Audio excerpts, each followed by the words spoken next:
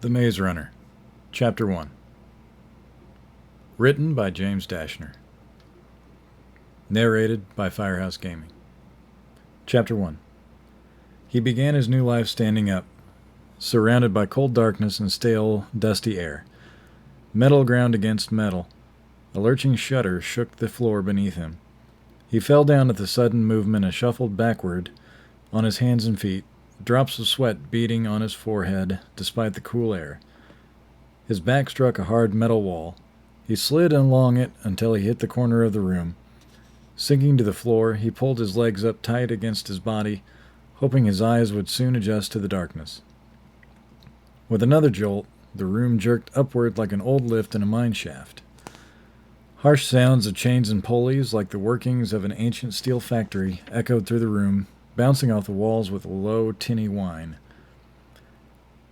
The lightless elevator swayed back and forth as it ascended, turning the boy's stomach sour with nausea.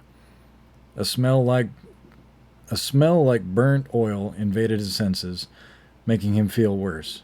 He wanted to cry, but no tears came. He could only sit there, alone, waiting.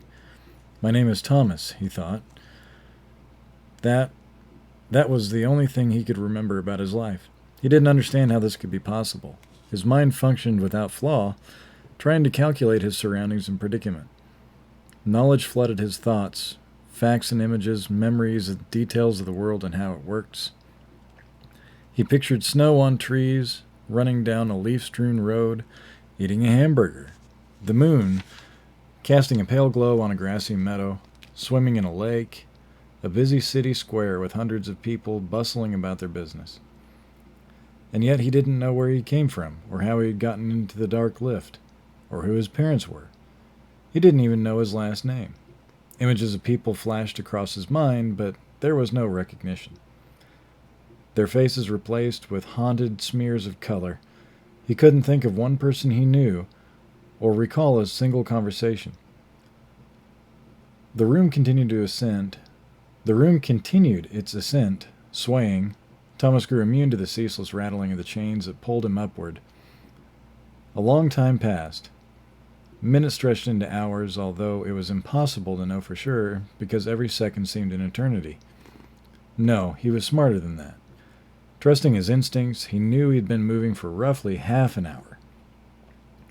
Strangely enough, he felt his fear whisked away like a swarm of gnats caught in a wind, replaced by intense curiosity.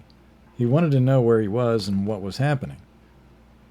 With a groan and then a clunk, the rising room halted. The sudden change jolted Thomas from his huddled position and threw him across the hard floor. As he scrambled to his feet, he felt the room sway less and less until it finally stilled. Everything fell silent. A minute passed, 2. He looked in every direction but only saw darkness. He felt along the walls again, searching for a way out. But there was nothing. Only the cool metal. He groaned in frustration, his echo amplified through the air, like the haunted moan of death, It faded, and silence returned. He screamed, called for help, pounded on the walls with his fists. Nothing. Thomas backed into the corner once again, folded his arms and shivered, and the fear returned. He felt a worrying shudder in his chest as his heart wanted to escape and to flee his body. "Someone help me!" he screamed. Each word ripped his throat raw. A loud clang rang out above him, and he sucked in a startled breath as he looked up. A straight line of light appeared across the ceiling of the room, and Thomas watched as it expanded. A heavy grating sound revealed double sliding doors being forced open. After so long in darkness, the light stabbed his eyes. He looked away, covering his face with both hands. He heard noises above, voices, and fear squeezed his chest. "Look at that shank. How old is he?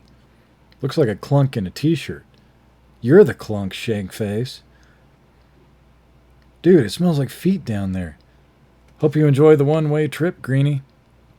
Ain't no ticket back, bro." Thomas was hit with a wave of confusion, blistered with panic. The voices were odd, tinged with echo. Some of the words were completely foreign. Others felt familiar. He willed his eyes to adjust as he squinted towards the light and those speaking. At first he could only see shifting shadows, but they soon turned into the shapes of bodies, people bending over the hole in the ceiling, looking down at him, pointing. And then, as if the lens of a camera sharpened his focus, the faces cleared. They were boys, all of them. Some young, some older. Thomas didn't know what he expected, but seeing those faces puzzled him. They were just teenagers, kids. Some of his fear melted away, but not enough to calm his racing heart. Someone lowered a rope from above, the end of it tied into a big loop. Thomas hesitated, then stepped into it with his right foot and clutched the rope as he was yanked towards the sky. Hands reached down, lots of hands, grabbing him by his clothes, pulling him up. The world seemed to spin. A swirling mist of faces and color and light. A storm of emotions wrenched his gut. Twisted and pulled, he wanted to scream, cry, throw up. The chorus of voices had grown silent, but someone spoke as they yanked him over the sharp edge of the dark box, and Thomas knew he would never forget the words. "Nice to meet you, Shank," the boy said. "Welcome to the Glade."